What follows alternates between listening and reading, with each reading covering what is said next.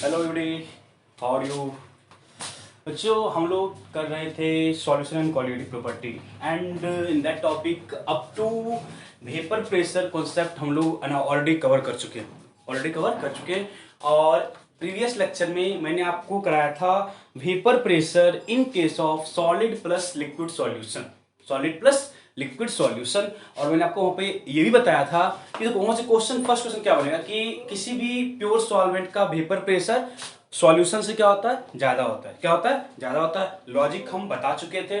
Okay, क्योंकि solution में solute particles आया and solute particles are non volatile, they don't go into the vapour, therefore the net vapour pressure in solution is less than pure solvent. Okay इसके बाद है ना हम क्या किए थे, इसके बाद क्या किए थे हम लोग, फिर हम लोग है ना डेरिवेशन किए थे ना, ये वाला क्वेश्चन किए थे ना, पी है ना P naught minus P over P naught is equal to X of solute. ये क्या है, एक्स ऑफ सॉल्यूट। ये किसका रिलेशन है, ये मेरे पास जो रिलेशन है ये किसका है, वेपर प्रेशर। ये किसका है, vapour relative lowering in vapour pressure, right ना।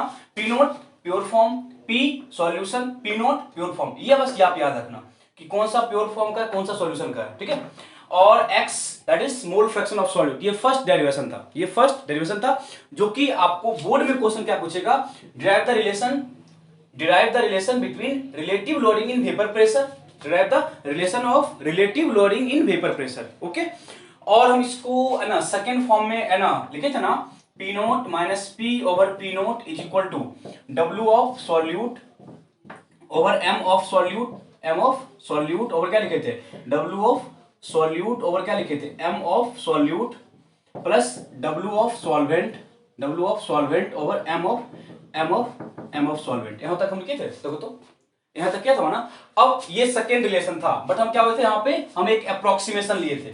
वो अप्रोक्सीमेशन क्या लिए थे कि the amount of solute as compare to solvent is much much less, therefore we can neglect the amount of solute as compared to amount of solvent, फिर इसको हम है ना डिराइव किए थे, सिंप्लीफाई किए थे किसमें, P naught minus P by P naught equal to W of solute over M of solute into W of solvent into ऊपर क्या आ गया था, M ऑफ सॉल्वेंट। ये वाला पार्ट भी हम डिराइव कर चुके थे। And next one most important, P naught minus P over P is equal to M that is molarity into molar mass of solvent यार, molar mass of solvent in KG. ये तीन मेरे पास है ना फॉर्मूला है जिसके थ्रू हम इस वाले पार्ट के क्वेश्चन को है ना कैरी ऑन कर सकते हैं। जो सबसे इंपॉर्टेंट फॉर्मूला है आपके पास वो है ये वाला, that is relative lowering in vapour pressure is equal to X of solute. बस आपको माइंड में ये रखना है, इसके बाद आप किसी फॉर्मूला को ड्राइव कर सकते हो। देखो हम ये जो पार्ट लिखे ना, बस एक सिंप्लीफाइड वर्जन है कि ऑब्जेक्टिव लेवल के क्वेश्चंस को अटेम्प्ट करना है, ठीक है। बट इन है ना बोर्ड लेवल क्वेश्चंस, ठीक है ना, कि आपको ये वाला पार्ट से I think most of the question solve हो जाएगा। कुछ क्वेश्चन में जहां हमें है ना मोलैरिटी दिया हो, ठीक है, तब भी हम इस वाले पार्ट से क्वेश्चन को कैरी ऑन कर सकते हैं रादर देन दिस वन, ठीक है। तो हम जब क्वेश्चन करेंगे तो वहां पे देखेंगे कि क्वेश्चन को डिफरेंट वे हम किस वे से कर सकते हैं। आई होप जितना भी हम प्रीवियस क्वेश्चंस किए थे उस पे आप प्रैक्टिस किए होंगे। बट आज के क्लास के बाद, मतलब कि ये जो क्लास होगा इस क्लास के बाद हम लोग वेपर प्रेशर के जो भी न्यूमेरिकल क्वेश्चंस हैं उसको कर सकते हैं, है ना। आफ्टर है ना स्टडी है ना रियल सॉल्यूशन, जो मेरा वेपर प्रेशर का कॉन्सेप्ट है वो कंप्लीटली खत्म हो जाएगा। देन हम लोग मेन क्वालिटी पे आ जाएंगे, ठीक है। वहाँ पे 3 बचेगा, 3 चैप्टर आपका ओवर हो जाएगा। तो आज का जो मेरा क्लास है वो कंप्लीटली इस वाले टॉपिक पे होगा कि हम इस टाइप्स के क्वेश्चन को किस वे से डील करते हैं, ये आपको देखना है, विजुअल, ठीक है। अब देखो फर्स्ट क्वेश्चन जो हम करेंगे, फर्स्ट क्वेश्चन आप लिखो, calculate the vapour pressure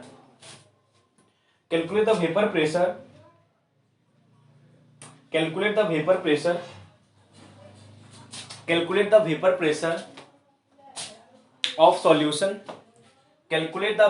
solution when calculate the vapour pressure of solution when 15 gram, calculate the vapour pressure of solution when 15 gram, calculate the vapour pressure of solution when 15 gram sucrose,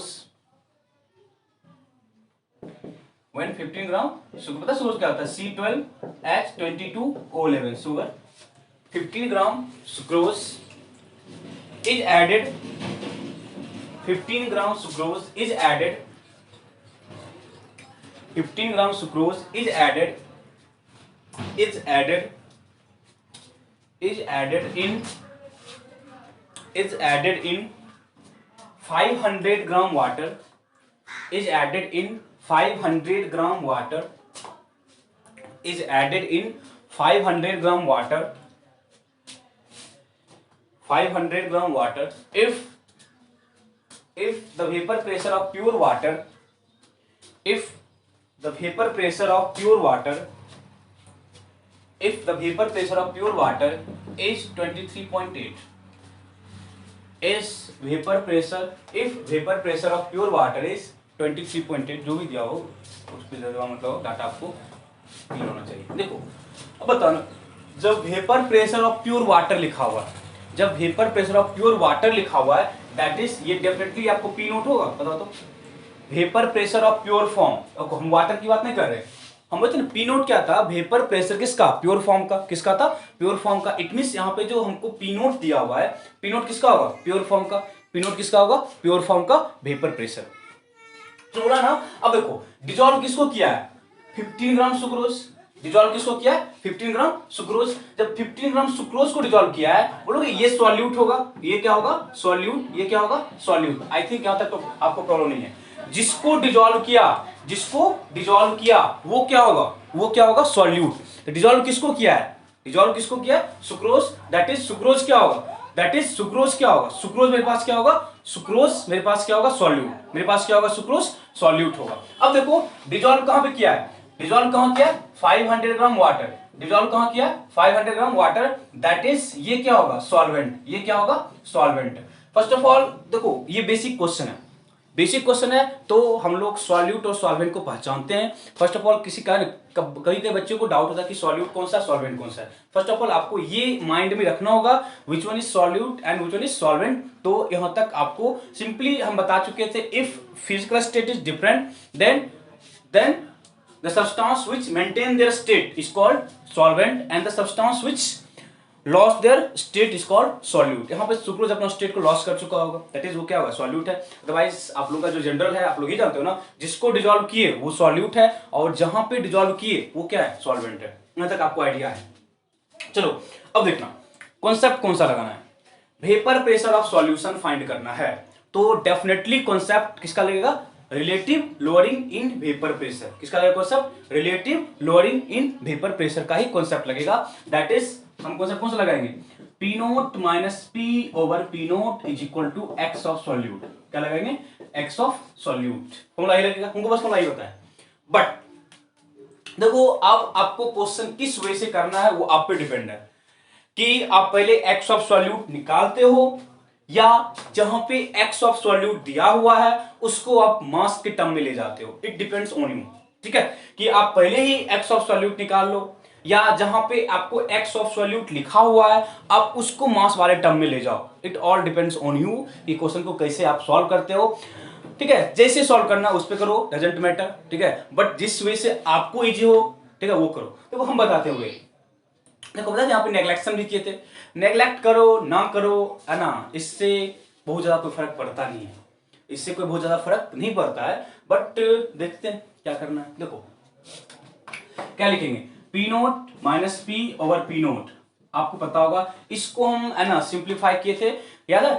देखो हम फिर से लिखते हैं है ना, कि जो चलो देखो W ऑफ सॉल्यूट, फिर क्या लिखे थे, M ऑफ सॉल्यूट, मोल हो गया, किसका मोल, सॉल्यूट का, then W of solute over क्या लिखे, M of solute plus W of solvent plus क्या लिखेंगे, सॉरी ओवर क्या लिखेंगे, M ऑफ सॉल्वेंट। देखो बस अपना यार तुमको पता है, तुम्हें पता है, इतना कुछ याद रखना आई थिंक पॉसिबल नहीं है। अब रट्टा लगा कि W of solute, W of solvent, W of, भूल जाओ, सीधी सी बात, ठीक है। तो try to understand the logic, solute mole, अरे लॉजिक कुछ नहीं है, सॉल्यूट किसका है, मोल फ्रैक्शन ऑफ सॉल्यूट है, तो मोल फ्रैक्शन क्या होता है, मोल ओवर टोटल मोल, तो मोल किसका, सॉल्यूट का, सॉल्यूट का मोल क्या होगा, ऊपर होगा, नीचे क्या होगा, total mole, that is solute solvent होगा, देन उसको क्या कहते हैं, मास का term.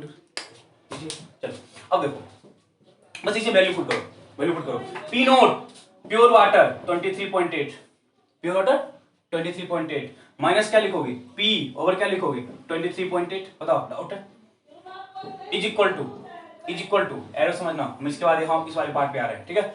W of solute, dissolve किसको किया है, 15 gram sucrose, 15 over sucrose that is sugar, sucrose that is sugar, sugar का मोलर मास निकालना है, पता है हमको 342 तक निकालते हैं, देखो कार्बन 12 इंटू 6, ठीक है, hydrogen 1 into 22, 1 into 22 plus oxygen 16 into कितना 1, कितना होगा 16 इंटू 1 कितना हो जाएगा 72 प्लस 22 प्लस 196, 196 ही होगा ना यार, सॉरी सॉरी 176, ऐड करो 4 कुछ तो C12H22O11, ठीक है,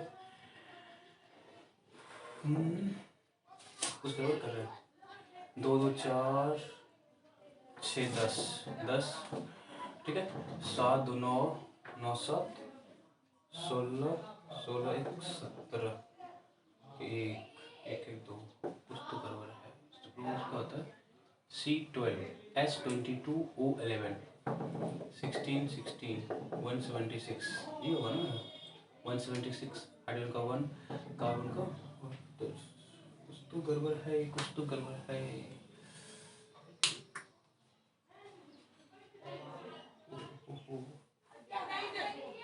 C12H22O11 का 16 16 176 और 12, अरे हाँ 12 होगा ना यार, 6 हम क्यों लिख रहे हैं, कार्बन का कितना होता है 12 होता है ना, कार्बन कितना होता है 12 होता है ना, कितना होगा 144 प्लस कितना 12 प्लस कितना 176 176, 4 2 8 4 2 6 6 कितना 12, 4 2 6 6 7 6 13 1 14 3 14 14 14 1 1 2 1 3 342 ग्राम पर मोल, ठीक है, ये क्या है मोलर का सुक्रोज का, तो हमको आंसर बताया था, बट आपको बताना चाहिए कि 342 कैसे आया, हमको पता है ग्लूकोज का 180 होता है, सुक्रोज का 342 होता है, हमको पता है, बट आपको हम यहाँ गलती हो जाता है 6 लगाते हैं, आप लोग भी दिमाग लगाना, ठीक है, गलती इस तरह से होते हैं, ठीक है, चलो और कितना आया 342, कितना आया 342 ओवर क्या लिखोगे, फिर से लिखोगे 15 में कितना 342 plus W of solvent plus W of solvent, W क्या बोला 500 ग्राम वाटर, क्या लिखोगे 500 और कितना लिखोगे 18, क्या लिखोगे 18। अब बच्चे बोलते हैं कि इतना डिफिकल्ट कैसे सॉल्व करें बोर्ड लेवल में, इतना डिफिकल्ट बोर्ड लेवल में कैसे सॉल्व करें, उसको बताते एक ट्रिक, देखो हम बताएं, या तो आपके पास फर्स्ट ऑप्शन ये है कि इसको नेग्लेक्ट करो, इसको क्या करो नेग्लेक्ट करो, या तो इसको नेग्लेक्ट करो या इसको नेग्लेक्ट नहीं करो, ठीक है, हम दोनों वे से करें, ठीक है, हम दोनों वे से करेंगे कि ताकि आपको एक बार है ना पता चल जाएगा कि प्रॉब्लम कहां पे आ रही है, ताकि एक बार आपको प्रॉब्लम पता चल जाए कि प्रॉब्लम कहां पे आ रही है। फर्स्ट मेथड से हम ये कर रहे हैं कि इसको हम नेग्लेक्ट कर रहे हैं, फर्स्ट क्या कर रहे हैं इसको नेग्लेक्ट कर रहे हैं, जब इसको हम क्या मान के चल रहे हैं कि जो सॉल्यूट का अमाउंट है वो विथ रिस्पेक्ट टू सॉल्वेंट क्या है बहुत ही कम है, तो हम सॉल्यूट वाले पार्ट को रिमूव कर रहे हैं, तो हम सॉल्व कर रहे हैं, ठीक है, फिर हम दूसरी बार क्या करेंगे इसको रख के सॉल्व करेंगे, ठीक है, तो देखो तो क्या होगा 23.8 माइनस पी ओवर कितना 23.8 इज इक्वल टू, देखो 15 ओवर 342 इंटू 500 इंटू कितना 18, कितना होगा 18। अब हम इसको सॉल्व करते हैं, तो आप जल्दी से एक बार देखना कि सॉल्व करके कितना आएगा, सही आ रहा है, ठीक है, तो हम डायरेक्ट अभी सॉल्व करो, अभी सॉल्व करो, अपना आंसर निकालो, हम निकालें आंसर, ठीक है, अभी सॉल्व करो बच्चे, 15 इंटू 18 डिवाइडेड बाय 342 इंटू 500, तो ये होगा 0.001, ये सॉल्व करके होगा 0.001, 0.01, ठीक है। कितना होगा अपन इसको हम क्या किए, मल्टीप्लाई बाय 23.8, ये होगा सॉल्व करके 0.03, ठीक है। 23.8 minus P equal to 0.037, that is P equal to 23.8 minus 0.037, ठीक है।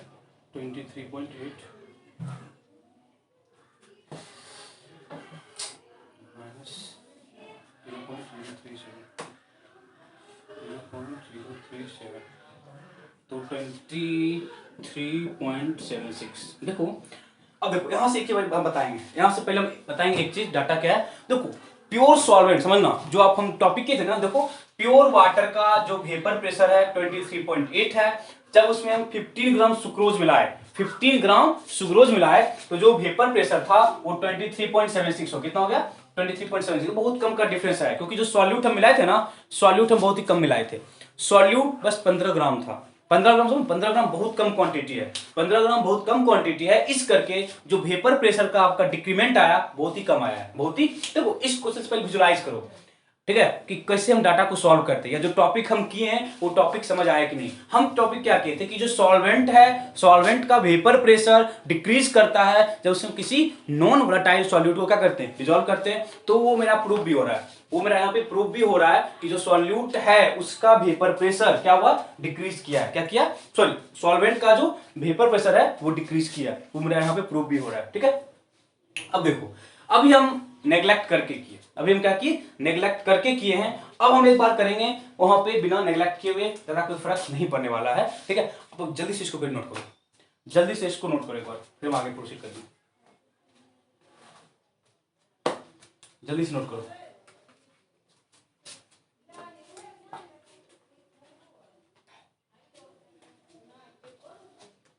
ठीक है, नोट कर लियो। सेकेंड मेथड से करें। देखो अब हम क्या करेंगे ना कि बिना नेग्लेक्ट किए हुए, ठीक है, सॉल्यूट को हम बिना नेग्लेक्ट किए हुए सॉल्व करते हैं, ठीक है। तब देखो कैसा होता है, बिना नेग्लेक्ट करते हैं, ठीक है, बिना नेग्लेक्ट किए हुए करते हैं, ठीक है। अब देखो जब हम बिना मतलब हम इसी वाले पार्ट से प्रोसीड करेंगे, आप लोग अपने अकॉर्डिंग अरेंज करके लिख लेना, अच्छे से समझ के अपने अकॉर्डिंग, ठीक है। अपने आप करोगे बेटर अंडरस्टैंडिंग होता है, हम कराएंगे तो थोड़ा सा चेंज करते हैं, ठीक है। देखो अब इसके अकॉर्डिंग हम करते हैं। देखो सॉल्व कैसे करेंगे, जब भी इस टाइप के क्वेश्चन करोगे जहां पे नेग्लेक्शन नहीं हो, थोड़ा सा कॉमन सेंस यूज करो। तो इधर इसको उल्टा करेंगे ना, इसको रिवर्स कर दो, दैट इज 23.8 ओवर कितना 23.8 minus P is equal to, उस उल्टा के कितना हो गया 15 ओवर 342 प्लस 500 बाय कितना 18 ओवर कितना 15 बाय कितना 342। अब दोनों को अलग अलग सेपरेट करो, कितना हो जाएगा 23.8 minus P is equal to 1 plus, देखो तो कर सकते हैं 1 प्लस 500 ओवर कितना 18 इंटू कितना 15 इंटू कितना 342। पहले हम इसको सॉल्व करेंगे, ठीक है। पहले हम इसको सॉल्व करें तो कितना आएगा, देखो सॉल्व करेंगे तो कितना आएगा, देखो देख लो 500 इंटू कितना 342, कितना 342 डिवाइडेड बाय 15 इंटू 18 इंटू 15। देखो ये सॉल्व करके ना, चलो 23.8 over 23.8 minus P plus 1 plus 633.3, बहुत लंबा नहीं आ रहा है, बहुत लंबा आ रहा है। चलो देखते हैं कितना हो जाएगा 634.3। अब इधर क्रॉस मल्टीप्लाई होगा तो कितना हो जाएगा, आप लोग सॉल्व करो 63.3 इंटू 23.8, ठीक है 23.8 is equal to 15096.34 minus 634.3 P, ठीक है। इसको इधर लाके इधर करना है, ठीक है, इसको इधर लाके इधर करो, ठीक है। तो जो आंसर, चलो देखते हैं, ठीक है 15096 15096 0.34 minus 23.8 divided by 634.3 is equal to 23.76। देखो इस वाले क्वेश्चन में आपको कोई चेंजिंग नहीं आया है, ठीक है। मतलब हम कैसे भी करें कोई बहुत बड़ा फर्क आने वाला नहीं है, क्योंकि जो सॉल्यूट का अमाउंट है वो सॉल्वेंट के रिस्पेक्ट में बहुत ही कम है। तो अपना आप कॉमन सेंस यूज करोगे कैसे इस क्वेश्चन सॉल्व करना है। देखो चाहे हम इस मेथड से किए चाहे हम इस मेथड से किए, जो मेरा P है वो 23.76 ही आ रहा है, वो ज्यादा का फर्क नहीं पड़ता है, ठीक है। देखेंगे कहाँ फर्क पड़ता है, ठीक है। बट इस बेसिक लेवल के क्वेश्चन में आपको जरा कुछ दिमाग नहीं लगाना है, ठीक है। चाहे आप नेग्लेक्शन करो या आप नेग्लेक्शन नहीं करो, आंसर आपका सेम आने वाला है, ठीक है।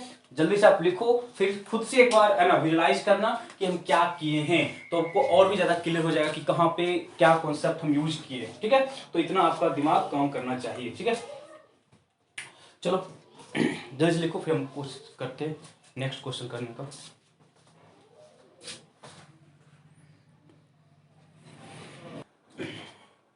ठीक है, देखो नेक्स्ट वन दिख रहा है।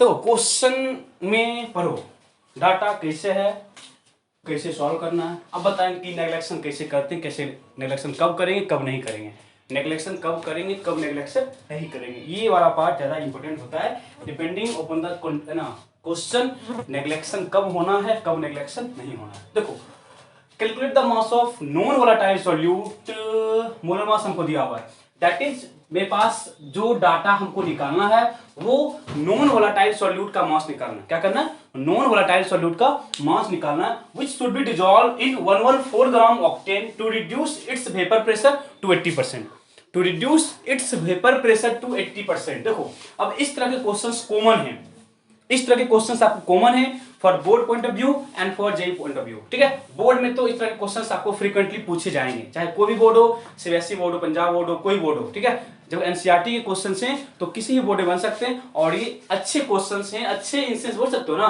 कि जहां पे है ना, तो पीछे वाले क्वेश्चन में ना आपको न्यूमेरिकल ज्यादा सॉल्व करना पड़ता है, वहां पे थोड़ा सा जो था ना कैलकुलेशन वो थोड़ा सा लेंदी था, और कभी आपको सीबीएसई इतना लेंदी नहीं पूछेगा कैलकुलेशन, ठीक है। तो बस वो आपका है ना क्या बोलते हैं कंसेप्चुअली आप कितना स्ट्रॉन्ग हो ना, बस ये चीज देखता है, ठीक है। देखो to reduce its vapour pressure to 80%, मतलब 280% का क्या मतलब है, 280% एंड बाय 80%। हम एक क्वेश्चन करेंगे जहां पे बाय का कॉन्सेप्ट आएगा। अभी क्या लिखा हुआ है, रिड्यूस टू 80%, रिड्यूस टू 80%। बताओ जब रिड्यूस टू 80% लिखा हुआ है it means vapour pressure reduce होके 80 पे आ गया।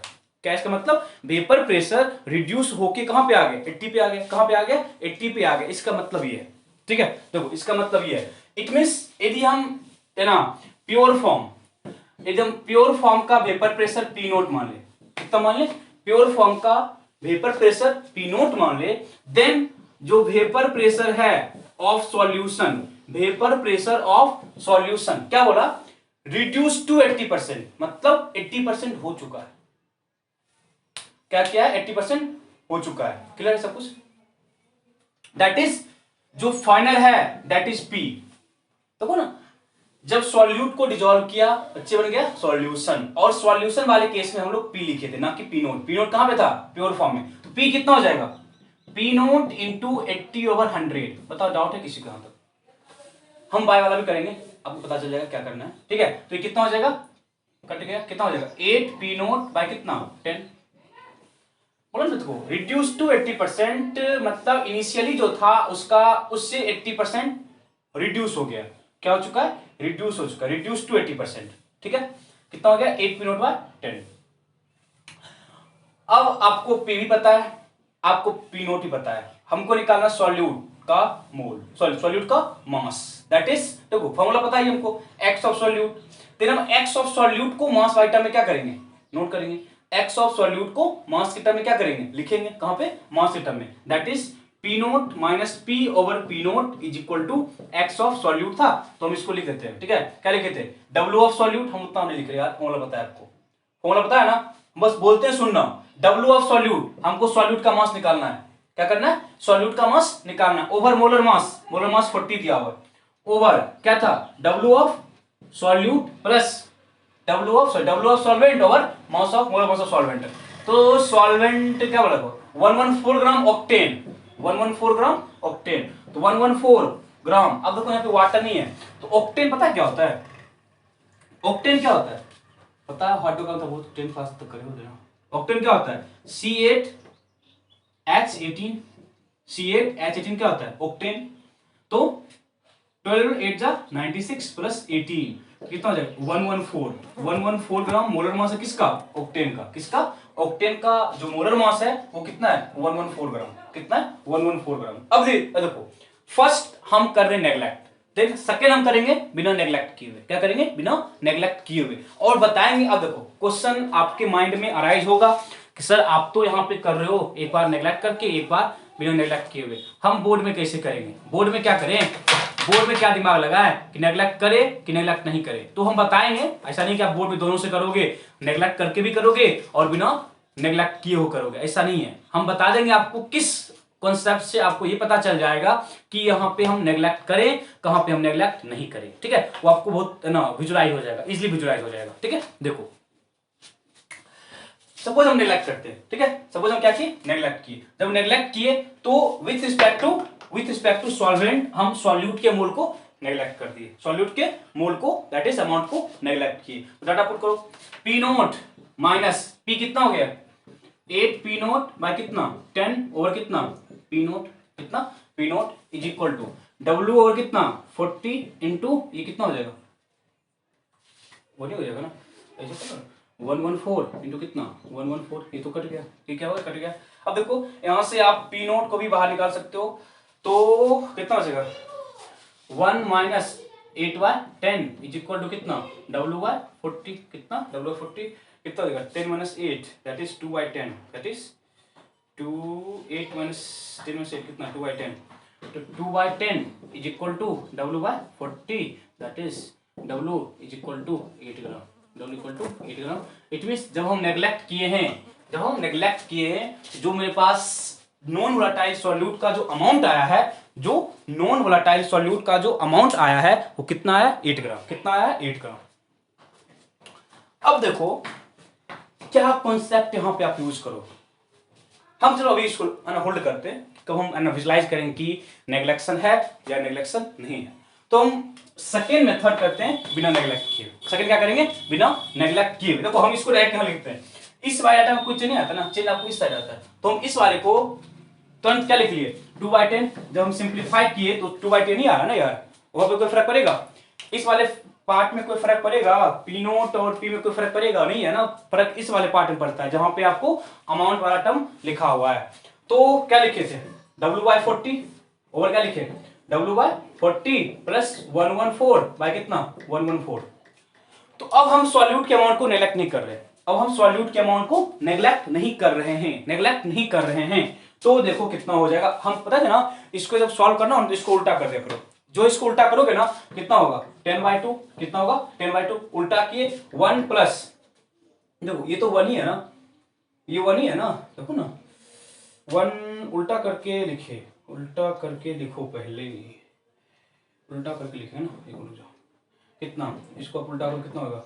W बाय 40 और कितना? सॉरी प्लस 114 और 114 W बाय 40, ये तो 1 ही है ना, ये तो क्या 1 ही है, that is 10/2 is equal to 1 plus 40 आपका ऊपर जाएगा, 40 ओवर W बचेगा। सही है, तो 40 over W is equal to 1 minus 10/2, 1 minus 10/2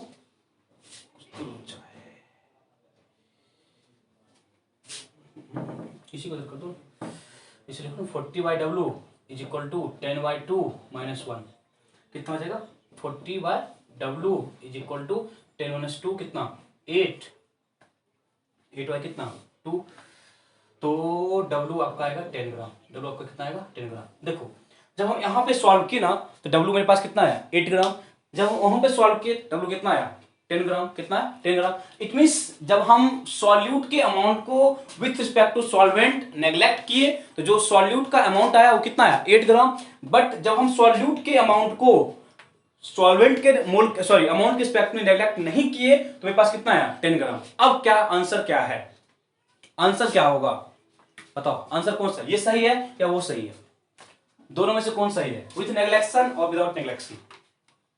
अब देखो क्या हम पॉइंट बोल रहे हैं, तब तुम बताना आंसर कौन सा सही होगा। देखो है क्या ना, मेरे पास जब आंसर 8 आया तो हम क्या सोचे थे कि जो सॉल्यूट का अमाउंट है वो सॉल्वेंट के अमाउंट रिस्पेक्ट में बहुत कम है। क्या सोचे थे? बहुत ही कम है। अब थोड़ा सा कॉमन सेंस यूज करो, थोड़ा सा कॉमन सेंस यूज करो कि मेरे पास जो सॉल्वेंट है, मेरे पास जो सॉल्वेंट है वो सॉल्वेंट मेरे पास 114 ग्राम है। जो मेरे पास सॉल्वेंट है वो 114 ग्राम है। अब बताओ 114 ग्राम के रिस्पेक्ट में हम 8 ग्राम को नेग्लेक्ट कर सकते हैं या नहीं? मतलब सोचो कि जो तुम्हारा आपका आंसर आया है, जब आपका आंसर आया है कि 8 ग्राम कब आया है? जब हम नेग्लेक्ट किए। जब क्या किया? हम नेग्लेक्ट किए। अब बताओ 114 के रिस्पेक्ट में आप 8 को नेग्लेक्ट कर सकते हो? नहीं कर सकते बच्चे। 8 और 114 में हम इतना नहीं, इतना ज्यादा। देखो पीछे वाले क्वेश्चन में क्या था, 15 ग्राम सॉल्यूट था और 500 ग्राम, देखो है ना प्रीवियस क्वेश्चन देखो, वहां पे 15 ग्राम सुक्रोज था और 500 ग्राम वाटर था, वहां पे कर सकते थे क्योंकि 500 है 15 है। यहाँ पे क्या है, 114 ग्राम सॉल्यूट सॉल्वेंट है और 8 ग्राम कौन है? सॉल्यूट। इट मींस ये जो मेथड की हो ना, जो नेग्लेक्ट करके, वो गलत है। वो क्या है? गलत है।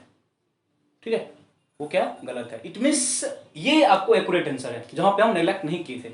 इसलिए अब देखो फिर से हम बोल रहे हैं, गलत इसलिए हुआ क्योंकि हम यहां पे नेग्लेक्ट किए, यहां पे क्या कि नेग्लेक्ट किए, और नेग्लेक्ट करने के बाद हमको 8 आया, दैट इज 8 ग्राम सॉल्यूट है। कौन है? 8 ग्राम सॉल्यूट है। इट मींस 8 ग्राम सॉल्यूट को हम डिसॉल्व किए 114 ग्राम सॉल्वेंट में। तो ये कॉन्सेप्ट गलत है कि हम 114 के रिस्पेक्ट में 8 को नेग्लेक्ट कर देंगे, ये कंप्लीटली गलत कॉन्सेप्ट है। ठीक है, इट मींस जो हम ये मान के चले थे कि नेग्लेक्ट करेंगे, गलत है। बिना नेग्लेक्ट किए सही है। ठीक है, इट मींस जब भी आपको क्वेश्चन करो तो आप क्या करो, मोस्टली नेग्लेक्ट, बिना नेग्लेक्ट किए करो। बट एक बार जे में क्वेश्चन आया था, आई थिंक हम क्वेश्चन कराएंगे आपको, जहां पे है ना सॉल्यूट के अमाउंट को बिना नेग्लेक्ट किए हुए करना था। सॉल्यूट के अमाउंट को बिना नेग्लेक्ट, सॉरी नेग्लेक्ट करना था, वहां पे लिखा था, वहां पे कंप्लीटली लिख दिया था कि जो अमाउंट ऑफ सॉल्यूट है they are much much smaller than the amount of solvent. तो वहां पे आप नेग्लेक्ट करो, डेफिनेटली करो, तभी आपका आंसर आएगा। इट मींस जब भी कुछ मेंशन ना किया हो तो आप please go through this method, because in this case you get accurate answer. तो प्रीवियस क्वेश्चन में हम दोनों से किए तो आंसर सेम ही आया, क्योंकि पीछे वाले क्वेश्चन में जो 15 ग्राम था वो 500 ग्राम के रिस्पेक्ट में बहुत कम क्वांटिटी है, इसलिए सही है। आई थिंक आपको थोड़ा बहुत विजुलाइज हुआ होगा। ठीक, देखो मीनिंग क्या है, आंसर निकालने के बाद आपको खुद कॉमन सेंस काम करना शुरू कर देगा कि हम यहाँ पे कर सकते थे कि नहीं, क्यों नहीं कर सकते थे और क्यों कर सकते हैं। यदि सॉल्वेंट का अमाउंट सॉल्यूट के अमाउंट के रिस्पेक्ट में बहुत ज्यादा है तो वहां पे नेग्लेक्शन करना। यदि जो सॉल्यूट का अमाउंट है और जो सॉल्वेंट का अमाउंट है वो नियरली, मतलब ज्यादा का डिफरेंस नहीं है, तो वहां पे मत करना। ठीक है, otherwise for safe zone always go through this method, always go through this method until, जब तक आपको मेंशन ना करे कि नेग्लेक्ट करके करो तब तक आप इसी मेथड को फॉलो करो, कुछ दिक्कत नहीं है। इसको उल्टा करके सॉल्व करो, खल्लास तुरंत सॉल्व हो जाएगा। इसको बस उल्टा कर दिया करो, तुरंत सॉल्व हो जाएगा। बस ये माइंड में आप पुट करो दिमाग में कि हम कैसे करना है। ठीक है, आई थिंक जल्दी से सॉल्व करो, आपको कोई प्रॉब्लम नहीं है। ठीक है, नहीं ना आप थोड़ा सा क्वेश्चन का मॉडरेट लेवल बढ़ाएंगे, देने वाला टफ लेवल पे इसको फॉलो करना।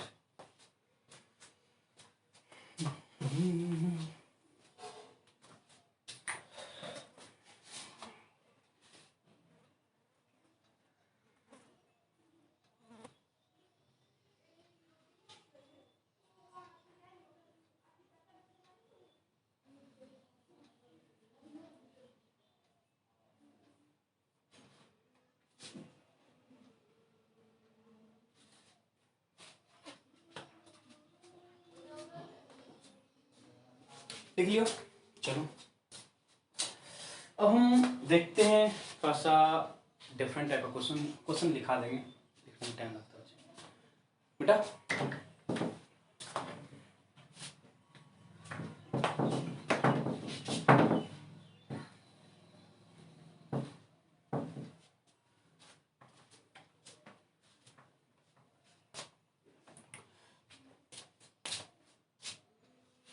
लिखो क्वेश्चन, एक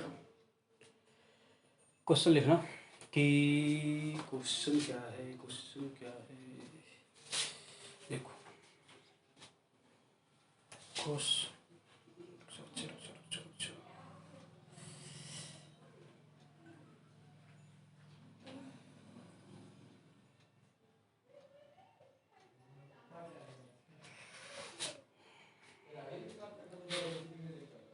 क्वेश्चन लिखना, कैलकुलेट वेपर प्रेशर, क्वेश्चन लिखो फिर हम है ना क्वेश्चन एक क्वेश्चन करेंगे फिर आपका टॉपिक खत्म होने वाला है, ठीक है ना। Calculate vapour pressure, calculate vapour pressure of an aqueous solution, calculate vapour pressure of an aqueous solution, मतलब सॉल्यूशन का calculate vapour pressure of an aqueous solution, N aqueous solution that is हमको पी फाइंड करना है। देखो question लिख लेते हैं ना, आप डाटा सॉल्व कर लो, डाटा क्या दिया इसको विजुलाइज कर लो।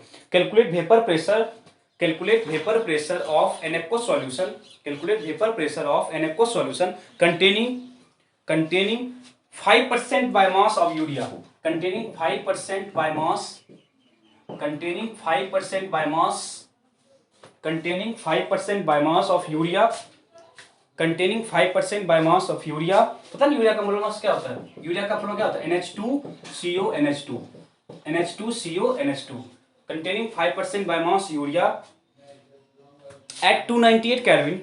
टेम्परेचर का बहुत बड़ा सिग्निफिकेंस नहीं है आपके सिलेबस में, बट जब हम इस टॉपिक खत्म करेंगे ना, जब है ना, तो ये हम चलो कल करा लेंगे, वो है ना वेपर प्रेशर और टेम्परेचर का क्या रिलेशन है एट 298 केल्विन।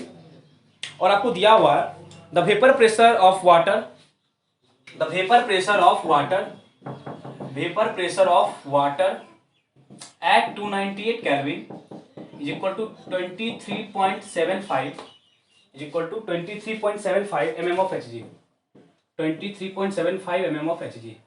ये आपको दिया हुआ है, ये आपको दिया हुआ है 5% बाय मास यूरिया। चलो चलो क्वेश्चन सॉल्व करना है, क्वेश्चन सॉल्व करना है, करो आप लोग खुद भी सॉल्व कर सकते हो, बहुत सिंपल सा क्वेश्चन। देखो क्वेश्चन थोड़ा सा है ना मॉडरेट क्या है, सिंपल सा है। जिसको ये वाला पॉइंट, देखो बहुत सारे क्वेश्चन हम कर चुके हैं, इस वाले स्टेटमेंट को जिसको ब्रेक करने आ गया वो क्वेश्चन सॉल्व कर लेगा, जिसको ये वाला स्टेटमेंट ब्रेक करने के लिए आ गया वो क्वेश्चन डेफिनेटली सॉल्व कर लेगा, ठीक है, वो आपको डेफिनेटली सॉल्व करना पड़ेगा। देखो क्या बोला, 5% by mass urea, 5% by mass urea, ठीक है, इट मींस पता है आपको इसका क्या मतलब, 5 ग्राम यूरिया, इसका पता है ना, इसका क्या मतलब 5 gram urea in, 5 gram urea in कितना 100 ग्राम सॉल्यूशन। पता इसे डाउट है किसी को, जो 5% बाय मास यूरिया है, दिख रहा है, जो 5% बाय मास यूरिया है उसका क्या मतलब है 5 gram urea in 100 gram solution, in 100 gram solution. अब इसको और भी सकते हो, that is 5 gram, that is 5 gram urea, 5 gram urea in 100 minus 5 कितना 95, 85, 95 ग्राम सॉल्वेंट। बताओ इसमें डाउट है किसी को, 95 ग्राम सॉल्वेंट, इस वाले पार्ट में डाउट है बच्चे किसी को, किसी को डाउट है जल्दी बताओ, इस वाले पार्ट में डाउट है। देखो 5% बाय मास, हम बाय मास वाले टर्म को ब्रेक करके बताए थे कि that much gram of solute in 100 gram solution that is in 95 gram solvent, in 95 gram solvent. अब देखो हमको सारी चीज मिला हुआ है, W ऑफ सॉल्यूट हम इतना लिखना चाहते हैं, W ऑफ सॉल्यूट कितना है 5 ग्राम, M ऑफ सॉल्यूट निकालना है आपको, molar mass of solute urea है ना NH2CO NH2, खुद सॉल्व करो 60 आएगा, हमको याद है, निकाल लेना खुद से, 60 ग्राम यूरिया का मोलर मास होता है, ठीक है। W of solvent, W of solvent कितना 95 ग्राम, M ऑफ सॉल्वेंट इतना, देखो इतना हम इसलिए लिखे कि आपको बोर्ड में लिखना पड़ेगा इतना प्रॉपर वे में, ठीक है, बोर्ड में एक प्रॉपर वे में लिखना पड़ता है ताकि आपको फुल मार्क्स मिले। दैट इज कितना 18 ग्राम, कितना 18 ग्राम, कितना मतलब जो डाटा था उस इस वाले डाटा को हम यहाँ पे लेके आ गए, जो इस वाले डाटा को यहाँ तक लेके आ गया वो सॉल्व करने मास्टर हो जाएगा, वो तुम एकदम तुम सॉल्व करोगे क्वेश्चन, तन से सॉल्व करोगे क्वेश्चन को। ओके चलो अब तो सिंपल सा यार, फॉर्मूला पुट करो आंसर निकलेगा, P naught minus P over P naught is equal to क्या लिखोगे, इज इक्वल टू क्या लिखोगे, इज इक्वल टू क्या लिखोगे, देखो 5 gram weight of solute over molar mass, then क्या लिखेंगे 5 बाय 60 प्लस क्या लिखोगे 95 बाय कितना 18, 95 बाय 18। देखो अब आप पे डिपेंड है कि है ना, देखो एक स्टेप वहां पे हम क्या की छोड़े, वो फॉर्मूला वाला, आप लोग फॉर्मूला लिख के सॉल्व करना क्योंकि फॉर्मूला वाले स्टेप का भी मार्क्स मिलता है बोर्ड में। तो अब इसको क्या हम बताए उल्टा करके, अब उल्टा करो एग्जैक्ट आंसर आएगा, क्या लिखोगे P नोट ओवर कितना P naught minus P is equal to, उल्टा किए कितना आ गया 1 प्लस ऊपर गया था ना 95 बाय 18, वो नीचे आया था 5 इंटू कितना 60, 5 इंटू 60, P नोट हमको दिया हुआ है 23.75, 23.75 वैल्यू पुट करो। 23.75 ओवर कितना 23.75 minus p is equal to 1 plus something कितना है?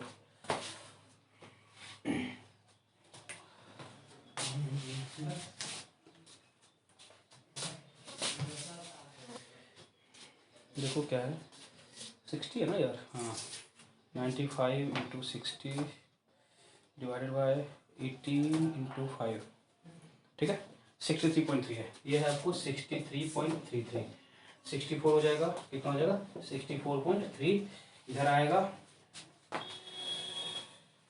इंटू 23.75 23.75 ये हो गया माइनस है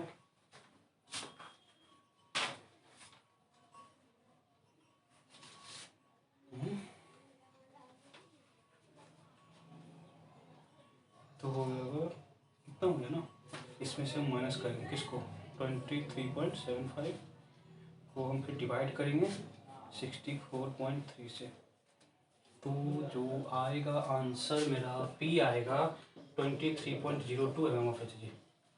एक बार आप लोग आंसर चेक करो, तो खुद का आंसर चेक करो, हम भी अपना आंसर चेक कर लेते हैं, आप लोग भी आपका आंसर चेक करो। मेरा आंसर तो सही है 23 पॉइंट दिस मच, मेरा आंसर सही है, आप भी अपना आंसर चेक करो, आप भी अपना आंसर चेक करो जल्दी से। देखो ये कितना था 23.75, ये कितना है 23.02, बहुत ज्यादा का फर्क नहीं पड़ रहा है, बहुत ज्यादा का फर्क इसलिए नहीं पड़ रहा है क्योंकि हम 100 ग्राम सॉल्यूशन में 5 ग्राम यूरिया को डिसॉल्व कर रहे हैं, तो बहुत बड़ा चेंज नहीं आने वाला है, बिकॉज जो सॉल्यूट है वो 5 ग्राम है और जो सॉल्वेंट है वो 100 ग्राम है, इस करके जो मेरा आंसर है उसमें कोई बहुत बड़ा चेंजिंग नहीं आने वाला, ये आपको आंसर है। तो आई थिंक आपको यहाँ तक प्रॉब्लम नहीं होना चाहिए, जल्दी से करो इसको, जल्दी से करो। नेक्स्ट हम क्वेश्चन करेंगे थोड़ा सा और,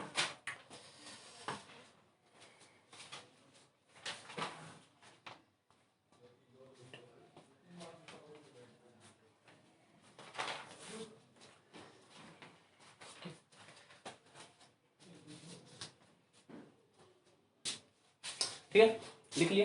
तो एक प्रॉपर वे में लिखना, देखो इतना लिखने के बाद फॉर्मूला लिखना, फॉर्मूला का डाटा पुट करना, सॉल्व करना, एक भी आपके मार्क्स नहीं कटेंगे, तो ये भी आपको आई थिंक ये एनसीईआरटी लेवल के ही क्वेश्चन है, एनसीईआरटी लेवल का ही क्वेश्चन है। फिर हम देखते हैं क्वेश्चन और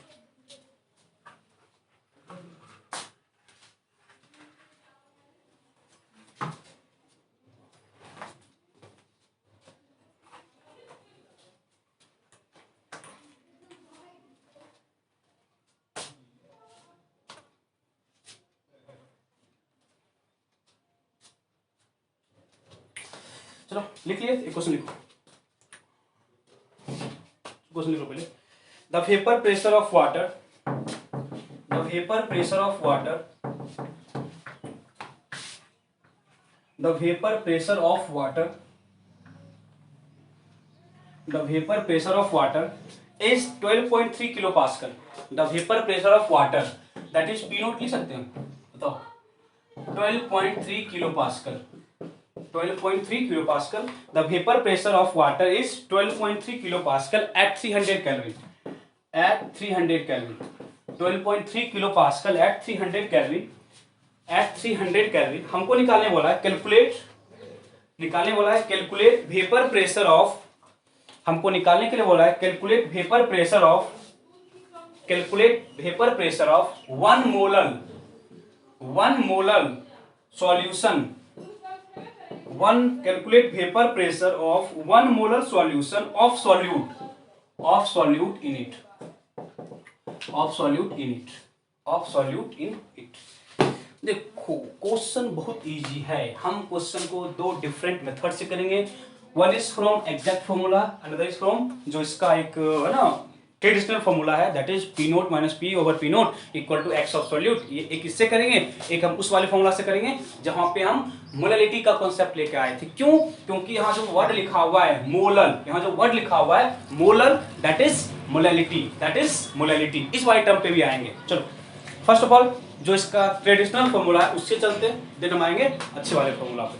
देखो फिर से क्वेश्चन अप्रोच करना है, एक वर्ड लिख के क्वेश्चन को थोड़ा सा अलग बना दिया है, एक जो वर्ड लिख दिया ना पे ना मोलर, वो वर्ड थोड़ा सा क्वेश्चन को डिफरेंट कर, अदरवाइज क्वेश्चन बहुत सिंपल है। ये जो वर्ड लिखा हुआ मोलर, इसका यहाँ पे सिग्निफिकेंस है, ये जो वर्ड लिखा हुआ है मोलर, इसका यहाँ पे सिग्निफिकेंस है, इसका ये सिग्निफिकेंस है। आई थिंक आप लोगों को पता ही होगा 1 मोलर का मतलब क्या होता है, बता सकते हो कोई? 1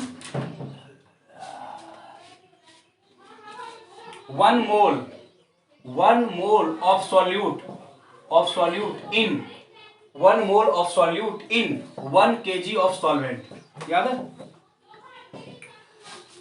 आपको? याद है 1 molar, molar stands for molality, molar stands for molality, molar stands for, ठीक है। तो 1 मोलर का क्या मतलब है? 1 mole of solute in 1 kg of solvent, 1 mole of solute in 1 kg of solvent, clear है? जिसको ये लिखने आ गया उसको क्वेश्चन सॉल्व करने के लिए आ जाएगा, उसको क्वेश्चन सॉल्व करने के लिए आ जाएगा, क्योंकि हमको सारा कुछ पता है। अब देखो पता इस सेंस में है कि हमको मोल ऑफ सॉल्यूट पता है, हमको मोल ऑफ सॉल्यूट पता है कितना 1, कितना 1, और मास of solvent, mass of solvent कितना 1 kg, that is 1000 gram, that is 1000 gram, sorry that is 1000 ग्राम। देखो तो यहां तक डाउट है? मोलर टर्म को हम सिंप्लीफाई करके यहां तक ले आए, मोलर टर्म को हम लोग सिंप्लीफाई करके यहां तक लेके आ गए, ठीक है? मोलर टर्म को हम लोग सिंप्लीफाई करके यहां तक आ गए, ठीक है? अब देखो नेक्स्ट क्या है? नेक्स्ट ये है कि अब हमको फॉर्मूला देखो, पता है फॉर्मूला क्या था? P naught minus P over P naught is equal to X of solute, X of solute. अब जो एक्स ऑफ सॉल्यूट था ना, N of solute over N of solute plus N of solvent, ठीक है? अब देखो किसी के दिमाग में ये चीज जरूर आ रहा होगा कि सर मास वाला क्यों नहीं लिखे, मास वाला से हमको कोई प्रॉब्लम नहीं है बच्चे, मास वाला से हमको कोई प्रॉब्लम नहीं है, तो मास वाला भी लिखो, कोई फर्क नहीं पड़ता है। बट यहाँ पे हम ये चीज ये देख रहे हैं ना कि हमको यहाँ पे सॉल्यूट का मोल दे दिया, हमको सॉल्यूट का मोल पता है। पीछे वाले जो क्वेश्चंस किए थे वहां पे मेरे पास सॉल्यूट का मास था, वहां पे मेरे पास क्या था? सॉल्यूट का मास था। इस करके यहाँ पे हम मोल ही लिख रहे हैं, क्या लिख रहे हैं? मोल ही लिख रहे हैं। तो इससे कोई आपको बहुत बड़ा चेंज नहीं आने वाला है बच्चे, इससे बहुत बड़ा चेंज नहीं आने वाला है। डाटा पुट करो, आंसर निकालो।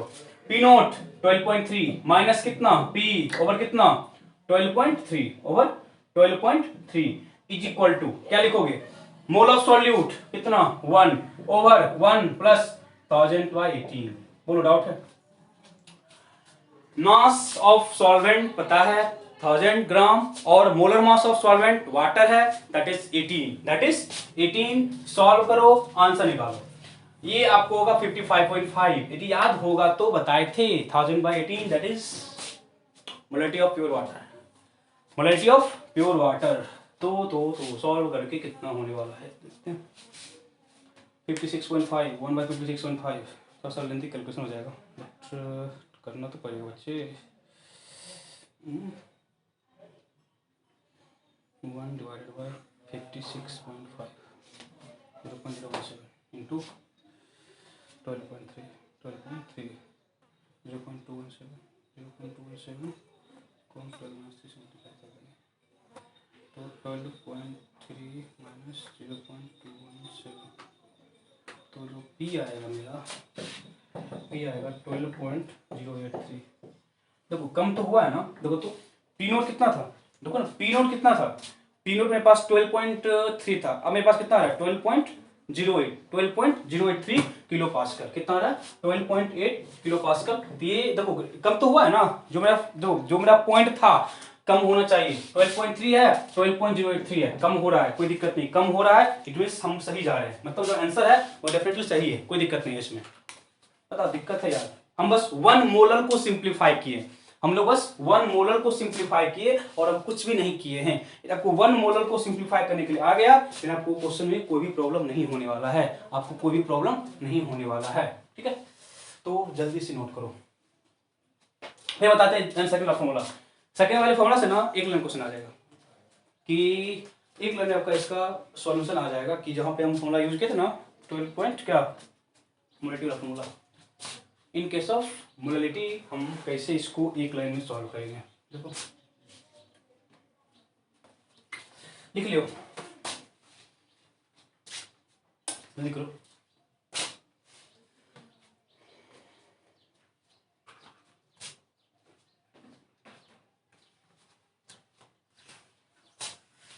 ठीक है, देखो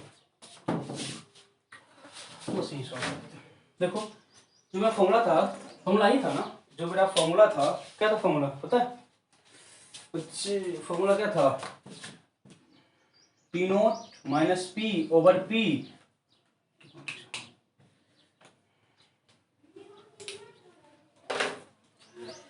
P naught minus P over P is equal to molality into molar weight of solvent molar mass of solvent in KG, यही था ना, यही था फॉर्मूला ना, जहां पे हमने कहा था relation between relative lowering in vapour pressure and in molar mass of solvent and sorry with molality. देखो पी नोट कितना है? पी नोट कितना है? 12.3। पी नोट कितना है? 12.3 माइनस पी ओवर कितना पी, मोलैलिटी कितना दिया हुआ है? 1। कितना दिया हुआ है? 1 इनटू क्या लिखेंगे? Molar weight of solvent, molar mass of solvent in KG. Solvent यहां पे कौन है? वाटर। सॉल्वेंट यहां पे कौन है? वाटर। सॉल्वेंट यहां पे कौन? ये सेकंड मेथड है आपका, ये आपको सेकंड मेथड है, जहां पे हम लोग डायरेक्ट जो मेरे पास मोलैलिटी है उसको उसका वैल्यू पुट कर रहे हैं। क्या कर रहे हैं? अब देखो molar mass of solvent in KG, molar mass of solvent in KG, तो 18 बाय कितना 1000, देखो तो दैट इज ये आपका कितना हो जाएगा? 0.018। तो 12.3 minus P is equal to 0.018, that is P equal to कितना? 12.3 माइनस 0.018, 12 माइनस 0.018। कहीं कोई दिक्कत तो नहीं है? कहीं कोई दिक्कत है बच्चे? दिक्कत ये है कि 12.3 माइनस पी, यहाँ पे पी होगा ना, यहाँ नीचे पी है, ठीक है, फिर आगे कितना हो जाएगा? 1.018 ये होगा ना।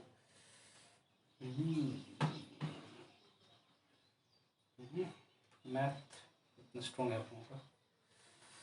0.018 इधर आया, चलो करते हैं। 12.3 is equal to 0.018 P plus कितना पी, सही है ना? सही है। तो पी कॉमन कर लो, कितना हो जाएगा? 1, दैट इज देखो तो 12.3 कुछ तो करो, पी निकालना था ना हमको। P naught minus P by P, P naught minus P by P, P note हमको दिया हुआ है molality molar mass of solvent. चलो देखते हैं, गलत नहीं होगा। 12.3 इज इक्वल टू 1.018 पी, हाँ सही है, कोई दिक्कत नहीं। चलो तो कितना हो जाएगा? 12.3 डिवाइडेड बाय 1.018, 12.08, ये आपका आंसर वहाँ भी था। देखो तो ये आपका आंसर वहाँ भी था, कोई दिक्कत नहीं है, सेम आंसर है। देखो इट मीन्स आप पे डिपेंड करता है क्वेश्चन को कैसे सॉल्व करते हो। हम या तो मोलैलिटी का फॉर्मूला डायरेक्ट यूज करें, या इन प्लेस ऑफ मोलैलिटी हमको जो मोलर टर्म था उसको हम क्या किए? मास वाई टर्म में सिंप्लीफाई किए। आफ्टर सिंप्लीफिकेशन हम उसको सॉल्व करें। इट डिपेंड्स ऑन यू कि आप क्वेश्चन को किस तरह से अप्रोच कर रहे हो। थोड़ा सा स्मार्ट वे है कि आपको उतना कुछ लिखना नहीं पड़ेगा, but try to solve this way in multiple choice type question. But for board point of view always go through the traditional way, जहां पे आपको मोल मास वाला टर्म कंप्लीटली लिख के सॉल्व करना है, जहां पे आपको मास मोल वाला टर्म कंप्लीटली लिख के सॉल्व करना है। ठीक है, कोई प्रॉब्लम यहां तक है? जल्दी से देखो, फिर देखते हैं कितने क्वेश्चंस हो सकते हैं।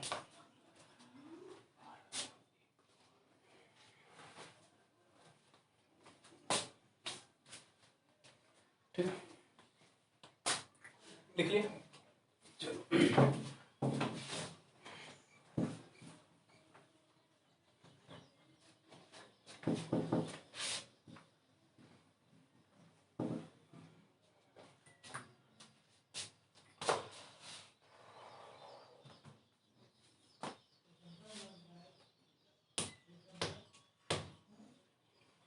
चलो अब कुछ क्वेश्चन देखते हैं। आई थिंक है ना, जो है ना इस टाइप के क्वेश्चन से उसको आप है ना इजीली कर सकते हो। थोड़ा सा हम क्वेश्चन का पैटर्न अब चेंज कर रहे हो, थोड़ा सा मल्टीपल चॉइस टाइप क्वेश्चन पे आ रहे हैं, ठीक है।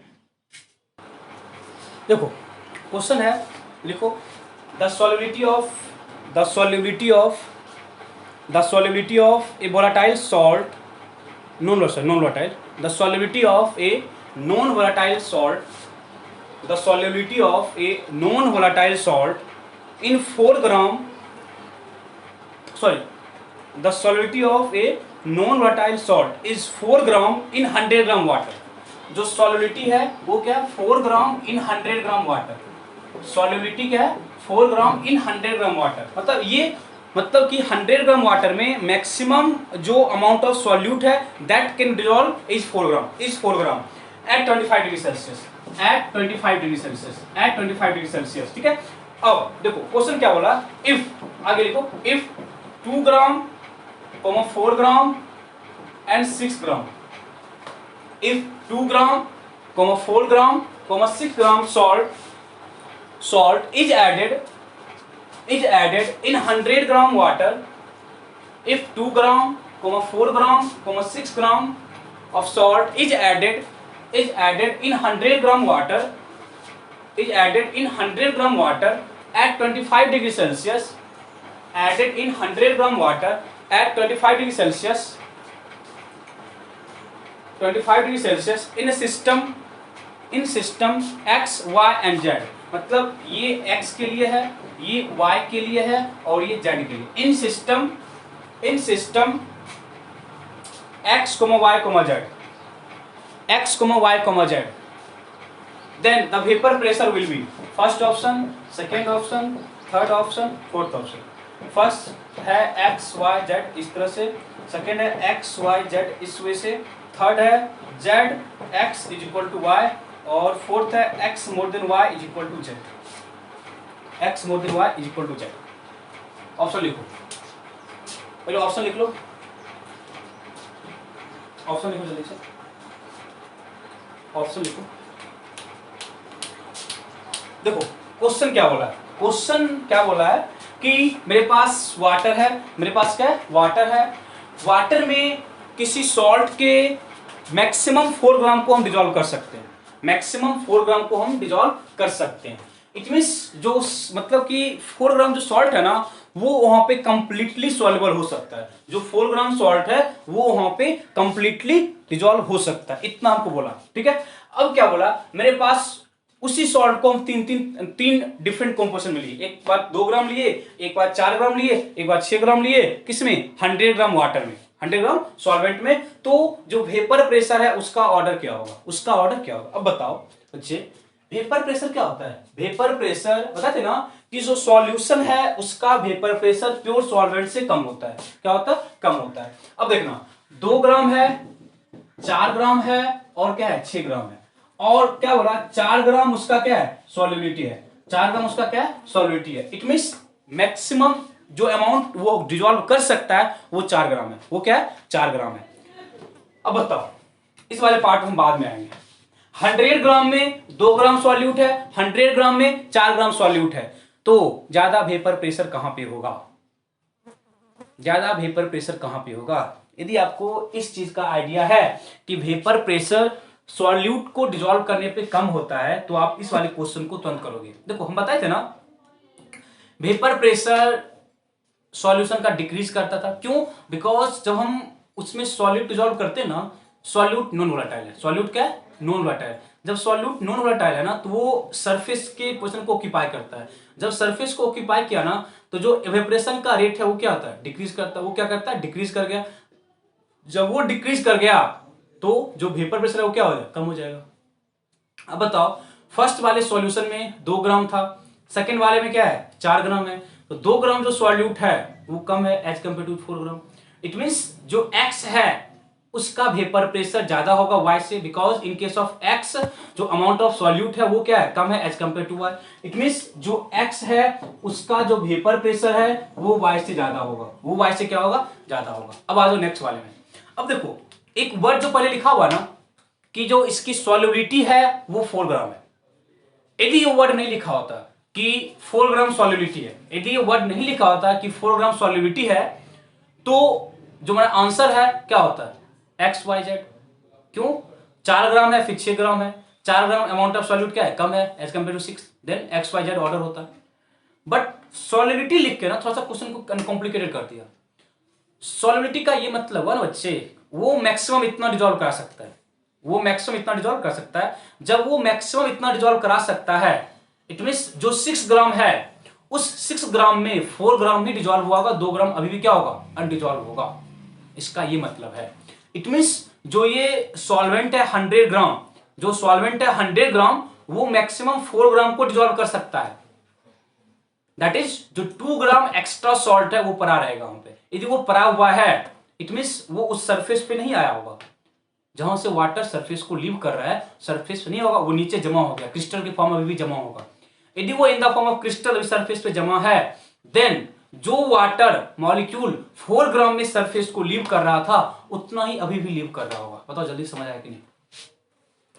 तो बच्चे हम क्या बोले, 4 ग्राम सॉल्युबिलिटी है। यदि 4 ग्राम सॉल्युबिलिटी है इसका यह मतलब है उससे ज्यादा जो भी तुम सॉल्यूट डिजोल्व करोगे वो वहां पे एज ए क्रिस्टल सरफेस पे आके जमा हो जाएगा, कंटेनर के नीचे वाले पार्ट पे आके जमा हो जाएगा। इट मींस इसका कोई भी कंट्रीब्यूशन नहीं होगा किसमें, वेपर वाले फॉर्म में। इट मींस आफ्टर 4 ग्राम तुम कितना भी सॉल्ट डिजोल्व करा लो, वेपर प्रेशर में उसका कोई भी कंट्रीब्यूशन नहीं होगा, क्योंकि वो डिजोल्व होगा ही नहीं। जब डिजोल्व होगा ही नहीं तो सरफेस पे वो आएगा नहीं, जब सरफेस पे वो आएगा ही नहीं तो वेपर प्रेशर में उसका कोई भी पार्ट हम काउंट नहीं करने वाले। दैट इज जो वेपर प्रेशर y के टर्म में है वही वेपर प्रेशर क्या होगा z वाले में भी होगा। दैट इज y और z में जो वेपर प्रेशर है उसका एक्सटेंट बराबर होगा, उसका एक्सटेंट बराबर होगा। दैट इज जो मेरा ऑप्शन 4 है वो क्या है करेक्ट है। देखो बस क्वेश्चन को विजुलाइज करना है कि यदि सॉल्युबिलिटी नहीं दिया होता तो मेरा ऑप्शन ए होता, सॉरी ऑप्शन 2 होता। जो फर्स्ट लाइन है सॉल्युबिलिटी यदि वो मेंशन नहीं करता मेरा ऑप्शन फर्स्ट होता। बट जो फर्स्ट वर्ड है वो लिख के क्वेश्चन को थोड़ा सा अलग कर दिया है, अलग इस सेंस में कर दिया कि सॉल्युबिलिटी दे दिया है, और जब सॉल्युबिलिटी दे दिया है इट मींस वेपर प्रेशर क्या होगा, जो इनसॉल्युबल पार्ट है, जो इनसॉल्युबल सॉल्ट है वो वेपर प्रेशर को कुछ भी फर्क नहीं पड़ने वाला है उससे। ठीक है, आई होप आपको क्वेश्चन समझ आया होगा। ये सारे मल्टीपल चॉइस बेसिक्स नॉलेज का है, आपको इतना पता होना चाहिए। ठीक है, इतना आपको पता होना चाहिए। ठीक है, एक लास्ट क्वेश्चन,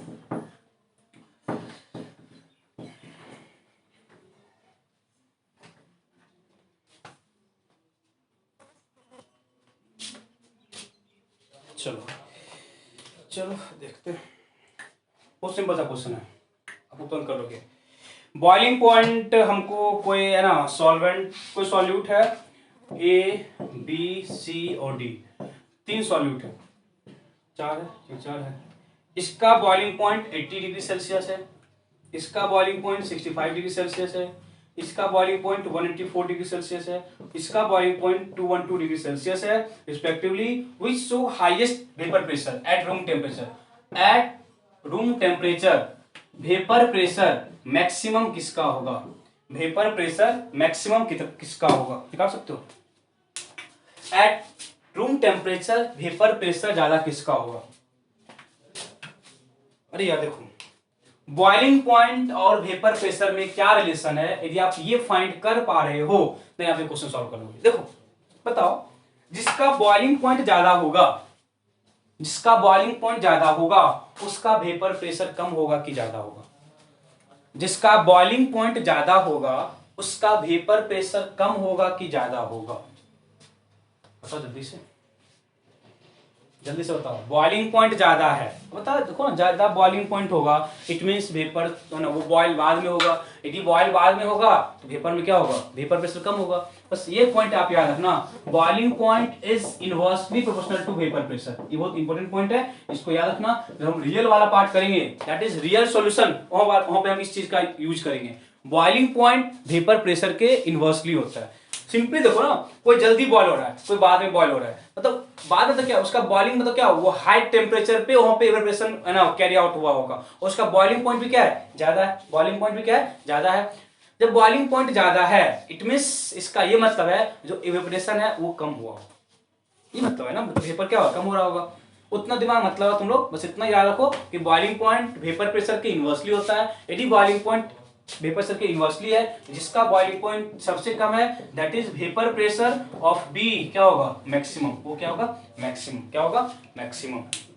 ठीक है, तो आई होप इतने क्वेश्चंस करने के बाद आपको जो वेपर प्रेशर है इन case of solute plus solvent, that is non volatile solute को जब हम सॉल्वेंट डिसॉल्व करते हैं तो वेपर प्रेशर डिक्रीज करता है, उस टाइप के क्वेश्चंस को आप इजीली कर सकते हो यदि आपको यहां तक के पॉइंट को कॉन्सेप्चुअली समझ आया होगा। ठीक है, अब हम लोग है ना एक पार्ट है दैट इज इमिसिबल लिक्विड, उस वाले पार्ट को करेंगे, वो पार्ट बोर्ड के सिलेबस में नहीं है, तो जो है ना छोड़ना चाहते हो वो छोड़ सकते हैं, that is vapour pressure in case of immiscible liquid. मतलब अभी तक हम जो पार्ट कर रहे थे ना वो मिक्सिंग था, मतलब कि जहां पे दो लिक्विड आपस में मिक्स कर रहे थे। अब जो पार्ट हम करेंगे वहां पे क्या होता है, मिक्सिंग नहीं होता है। जब वहां पे मिक्सिंग नहीं होगा तो उस केस में हम लोग वेपर प्रेशर को कैसे कैलकुलेट करते हैं उस वाले पार्ट पे भी आएंगे। ओके, आप लोग यहां तक क्वेश्चन करो, इस वाले पार्ट तक आपको एक असाइनमेंट मिलेगा।